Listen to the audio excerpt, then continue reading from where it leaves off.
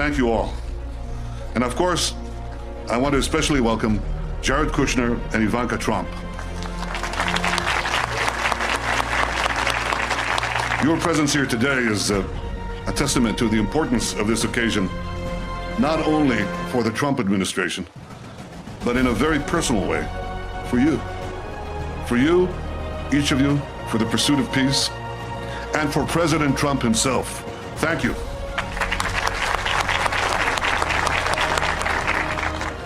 Dear friends, what a glorious day. Remember this moment.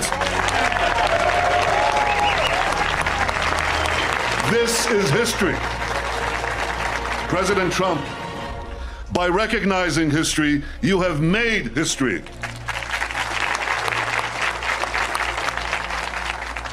So for me, this spot brings back personal memories, but for our people, it evokes profound collective memories of the greatest moments we have known on this city on a hill. In Jerusalem, Abram passed the greatest test of faith and the right to be the father of our nation. In Jerusalem, King David established our capital 3,000 years ago. In Jerusalem, King Solomon built our temple, which stood for many centuries. In Jerusalem, Jewish exiles from Babylon rebuilt the temple, which stood for many more centuries. In Jerusalem, the Maccabees rededicated that temple, and restored Jewish sovereignty in this land.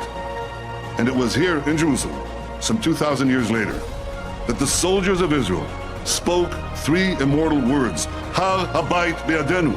The Temple Mount is in our hands. The Temple Mount is in our hands. Words that lifted the spirit of the entire nation. We are in Jerusalem and we are here to stay.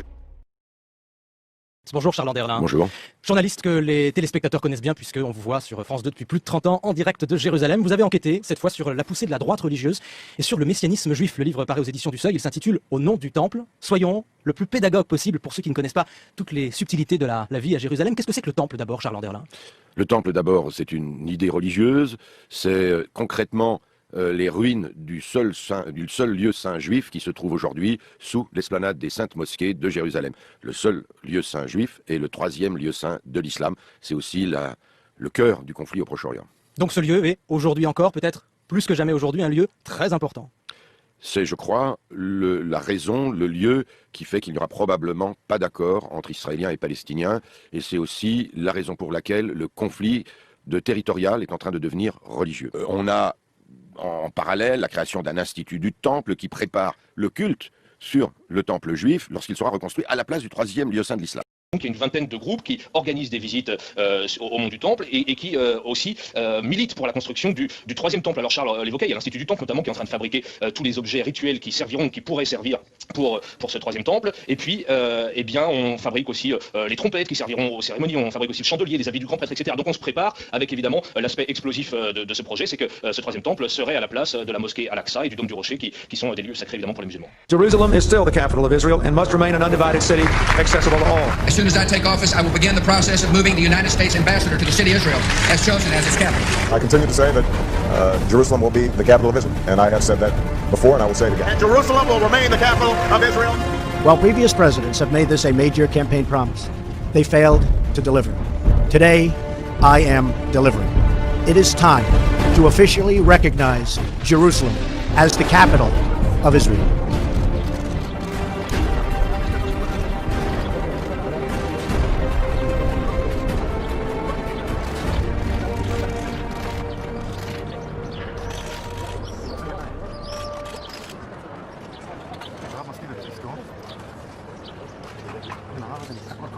יופי, את הרב טיפה אחורה.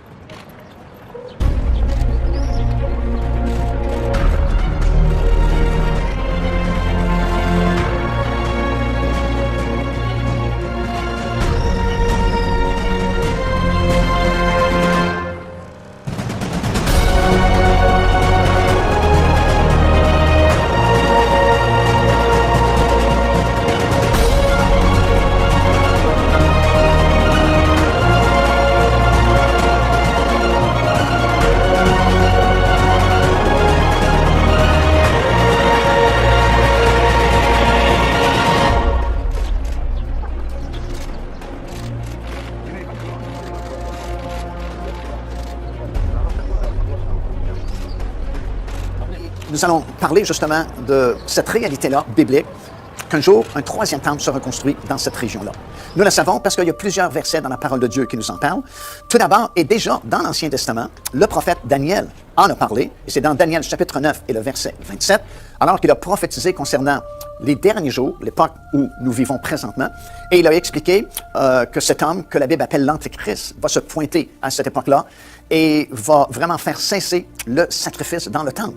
Alors, bien sûr, pour qu'il fasse cesser le sacrifice dans le temple, il faut bien qu'il y ait un temple qui existe dans les derniers jours. Jésus également l'a mentionné, c'est dans Matthieu chapitre 24 et au verset 15, et Jésus fait justement référence à la prophétie que Daniel avait donnée, et il dit même que celui qui lit fasse attention, parce qu'il dit, le prophète Daniel a parlé de l'abomination, de la désolation qui sera établie dans le lieu saint du temple, parlant de cette image-là de l'Antéchrist qui, un jour, sera établi dans le lieu très saint du temple, alors que le faux prophète, qui aura fait son apparition aussi à l'époque de l'Antéchrist, demandera à la population mondiale de se faire une image de cet Antéchrist, cet homme qui a reçu une blessure mortelle et qui pourtant vit quand même, et d'adorer cette image-là. Alors, Jésus fait référence à la prophétie de Daniel dans Matthieu chapitre 24 et ainsi confirme que cette prophétie, elle est bonne, elle est valide et qu'un jour, vraiment, un temple sera construit. Paul lui-même en a parlé, c'est dans 2 Thessaloniciens chapitre 2, verset 3 et le verset 4, parlant justement lui aussi de cet Antéchrist, cet homme qui va se pointer dans les derniers jours. Il dit, il va même s'asseoir lui-même dans le lieu très saint, se proclamant lui-même Dieu. Alors, Paul confirme également les paroles de Daniel et confirme les paroles de Jésus lui-même, disant qu'effectivement, il y a un temple qui sera reconstruit puisque l'Antéchrist va s'asseoir dans le lieu très saint de ce temple-là. Jean aussi en a parlé dans le livre de l'Apocalypse. Il l'a même mesuré, c'est dans le 11e chapitre, les versets 1 et le verset 2, parce que l'ange lui a dit d'aller mesurer le temple et de laisser le parvis extérieur, parce qu'il sera laissé aux nations qui vont le fouler à leurs pieds pendant les dernières 3 années et demie de cette période de 7 années de tribulation.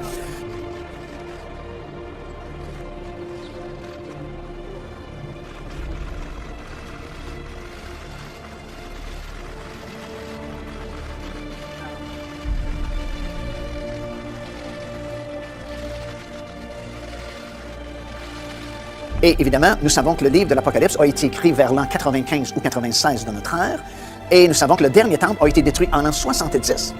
Alors, lorsque l'ange dit à Jean d'aller mesurer le temple à Jérusalem, ça faisait déjà 26 ans qu'il n'y en avait plus de temple.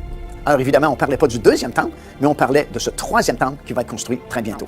De mon côté droit se trouve la montagne des Oliviers, parce que nous réalisons que le premier temple et le deuxième temple avaient été construits dans cet axe-là, est-ouest, à partir du sommet de la montagne des Oliviers, qui est à l'est, bien sûr, jusqu'à l'extrémité de l'esplanade du temple. Et on parle d'un futur temple, un troisième temple qui sera construit bientôt. Et il y a beaucoup d'organisations, d'organismes ici en Israël qui ont déjà œuvré depuis plusieurs années pour fabriquer tous les vases, les ustensiles et tous les items qui appartiennent au temple et au service du temple. Celui qui est probablement le plus connu, c'est l'Institut du Temple de Jérusalem, qui est situé tout près d'ici de toute façon. Et ça a été fondé en 1988 par Israël Ariel. Et j'ai eu l'occasion de voir cette institution il y a plusieurs années. En fait, en 1988, j'ai pratiquement assisté à la naissance de l'Institut du Temple. Et déjà à l'époque, ils commençaient à fabriquer les ustensiles, les items et les vases qui servent pour le service dans un futur temple. Et aujourd'hui, au moment où nous filmons ce segment ici à Jérusalem, ils ont absolument tout fabriqué.